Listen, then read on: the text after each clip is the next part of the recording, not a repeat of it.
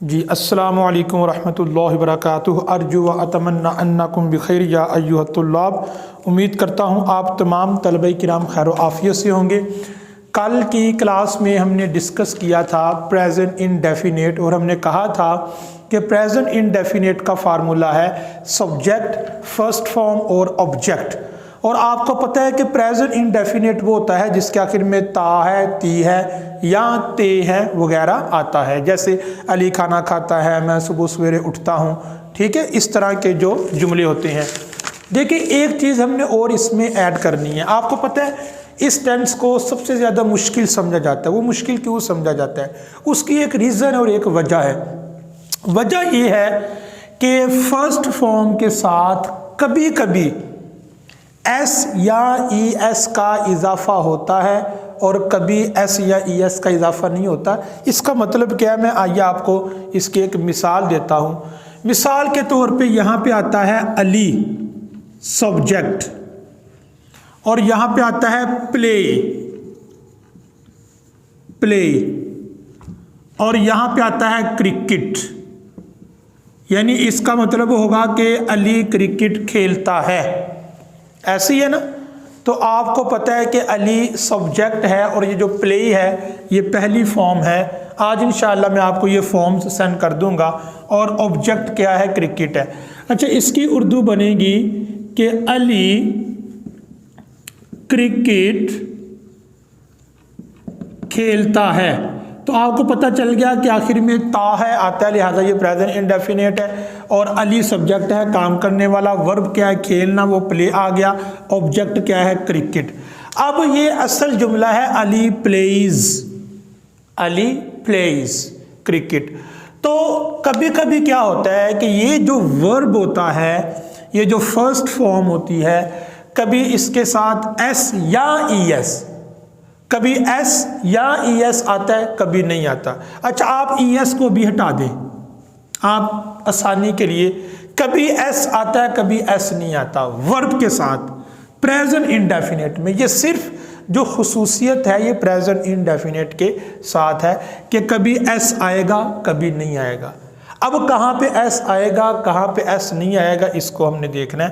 ठीक है, अली एक इसमें मारिफा है, अलम है। अलम जब भी होगा ये डिपेंड करता है सब्जेक्ट पे। हम देखेंगे सब्जेक्ट क्या है। अगर सब्जेक्ट अलम है, किसी शख्स का नाम है, तो वर्ब के साथ एस आएगा। ई एस को भी ख़त्म कर दें आसानी के लिए। ठीक है, तो आपको पता चल गया जी अलम हो, किसी शख्स का नाम हो या कोई भी ऐसी चीज़ हो जो एक फ़र्द पर दलालत करती है, जिसको आप इसमें वाहिद कहते हैं।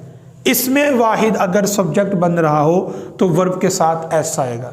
इसी तरह अगर यहाँ पे आए ही, तो ही के साथ भी एस लगेगा। ही प्लेज, वो खेलता है क्रिकेट। क्या खेलता है? क्रिकेट। इसी तरह अगर ही की जगह आ जाता है शी प्लेज, तो शी के साथ भी प्लेज आना है। ठीक है, ये मैंने कुछ मिसालें यहाँ पे लिखी हुई हैं, ये देखें। ये देखिएगा, अगर क्लियर नज़र आ जाता है, नहीं आता तो मैं आपको लिख के बता देता हूँ। अली के साथ एस आएगा, ही के साथ एस आएगा। अगर यहाँ पे आता है शी, तो शी के साथ भी एस आएगा। शी प्लेज, वो खेलती है। ठीक है। अच्छा, इसी तरह अगर आता है आई, तो आई के साथ एस नहीं लगेगा, ये हमेशा बात याद रखे। आई प्ले, मैं खेलता हूँ, ये क्रिकेट ऐसे नीचे आता जाएगा। यू प्ले, तुम खेलते हो, यू के साथ कभी भी एस नहीं आएगा। वी प्ले, हम खेलते हैं, वी के साथ कभी भी एस नहीं आएगा। दे प्ले, दे का मतलब होता है वो सब लोग खेलते हैं। तो आप ये देखें, ये जो नीचे है आई प्ले, मैं खेलता हूँ, यू प्ले, तुम खेलते हो, वी प्ले, हम खेलते हैं, दे प्ले, वो सब खेलते हैं, तो इनके साथ ऐसा नहीं आएगा। अब ये रूल भी है, रूल मैं आपको बता देता हूँ। ये रूल उर्दू में लिखा भी हुआ है, ये ऊपर रूल लिखा हुआ है, लेकिन ये आपको पेज पे क्लियर नज़र नहीं आएगा।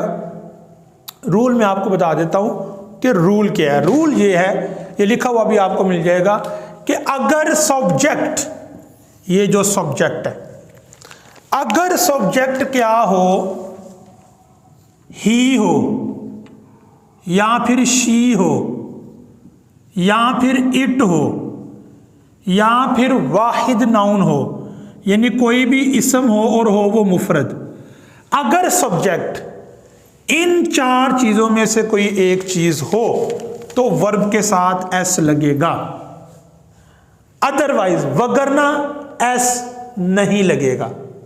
टू द पॉइंट, इस चीज को आपने याद रखना है। अगर सब्जेक्ट ही शी इट या वाहिद नाउन है तो फिर वर्ब के साथ एस लगेगा, वगरना नहीं लगेगा।